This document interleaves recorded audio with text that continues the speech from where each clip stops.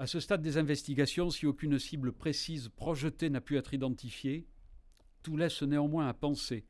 que la découverte de cette cache a permis d'éviter la commission d'actions d'une extrême violence par un réseau terroriste prêt à passer à l'acte, ainsi que le démontrent les armes, les engins explosifs, pour certains déjà prêts à l'emploi, les téléphones neufs, qui pouvaient être destinés à coordonner l'exécution des projets criminels,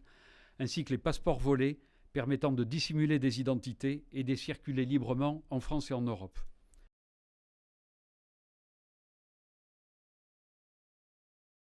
Après la sécurisation des lieux par les équipes de déminage, vous avez suivi tout cela bien évidemment dans les médias, la perquisition a pu débuter.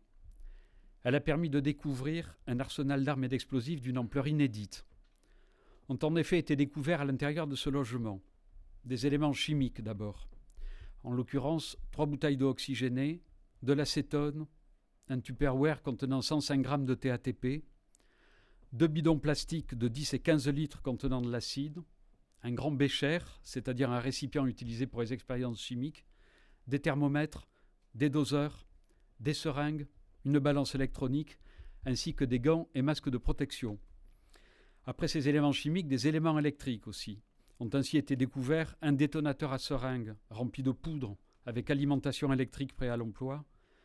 un sac contenant des têtes de guirlandes électriques découpées qui peuvent servir de détonateur en les remplissant de TATP, des composants qui peuvent donc être utilisés pour la confection de détonateurs. Ont aussi été découverts 4 cartons de 10 cm par 10 cm qui contiennent au total des milliers de billes d'acier, 5 passeports français volés, enfin 7 téléphones, dont plusieurs mobiles neufs encore dans leur emballage.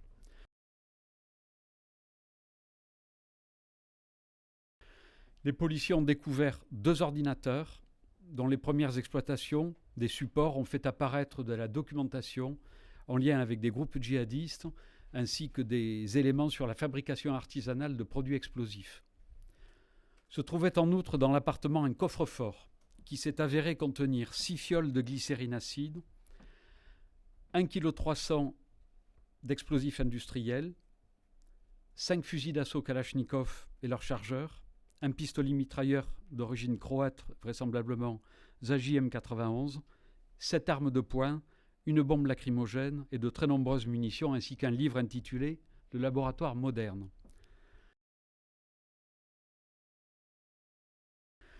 Tous 2 étaient soupçonnés de s'être rendus en Syrie entre fin 2014 et début 2015 et étaient suspectés, depuis leur retour, de faire des allers-retours entre la France, la Belgique et les Pays-Bas. Le magistrat instructeur allait donc délivrer un mandat de recherche le 24 décembre 2015 contre Anis Bari, puis le 14 janvier 2016 à l'encontre de Reda Cricket.